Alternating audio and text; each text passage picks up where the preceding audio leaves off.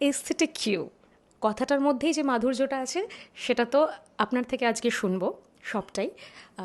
আপনার পরিচয়টা যদি আমাদের দর্শকদের একটু আগে দেন। নমস্কার, আমার নাম ডক্টর রূপকথা ব্যানার্জি। আমি অ্যাস্থেটিকিউ ক্লিনিকের ইন হাউস ডেন্টিস্ট।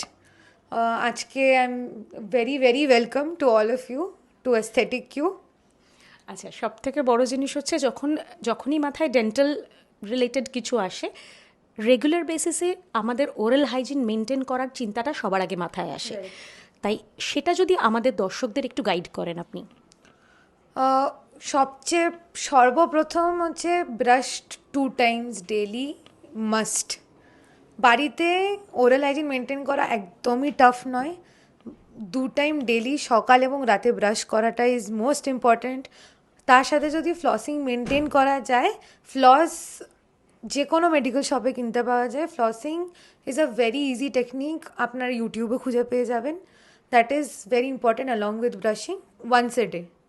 আর তার সাথে ডায়েট মেনটেন করা, গ্যাস্ট্রিক প্রবলেমস কম করা, এগুলো মাস্ট। যদি ডায়াবেটিস থাকে, ডায়াবেটিক লোকের কিন্তু ওরাল প্রবলেমস হওয়ার চান্সেস অনেক বেড়ে যায়, ঠিক আছে। আর যাদের গ্যাস্ট্রিক ইস্যুস আছে, যাদের অ্যাসিডিটি বেশি আছে, তাদের কিন্তু ওরাল হাইজিন অনেক খারাপ হয়ে যায়।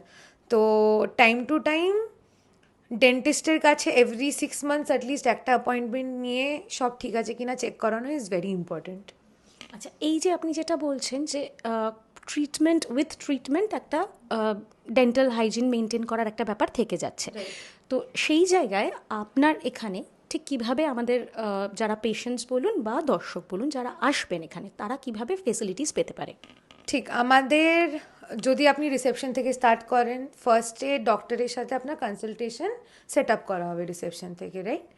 তারপর পেশেন্ট যখন আসলেন ডক্টরের কাছে, ফার্স্ট অফ অল পুরোপুরি ওরাল একটা চেক আপ হবে, কমপ্লিট ওরাল চেক আপ হবে। তারপর পেশেন্টকে অবভিয়াসলি কনভে করা হবে যে আপনার এই প্রবলেম আছে, অলং উইথ মেডিকেশন যা লাগবে, প্রেসক্রিপশন।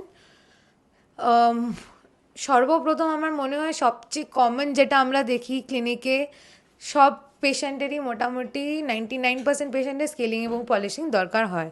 কারণ ব্রাশিং কারোরই কখনোই 100% অ্যাকিউরেসিতে হয় না।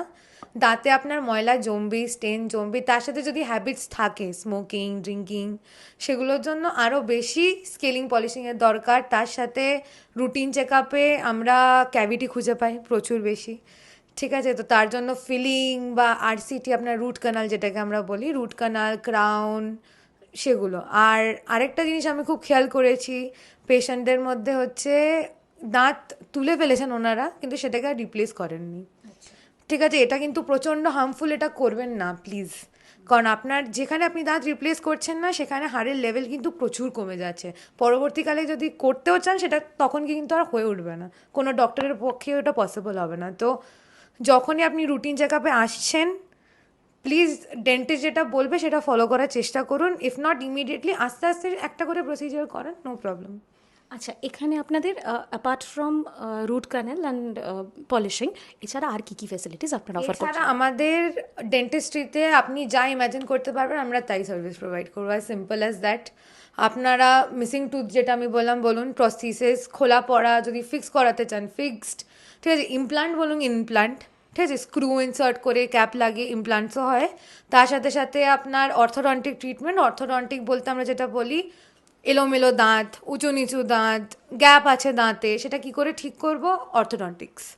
ব্রেসেস বলুন, যদি এখন লুকসটা খুবই ইম্পর্টেন্ট লোকের কাছে, ঠিক আছে। তো আপনি যদি না চাইছেন যে আপনার মেটাল নিয়ে আপনি ঘুরছেন মুখের মধ্যে, আমাদের কাছে ক্লিয়ার অ্যালাইনার্সেরও ব্যবস্থা আছে। তো ওটা within a span of 1 year, 1 to 1.5 years, আপনার you will have a new set of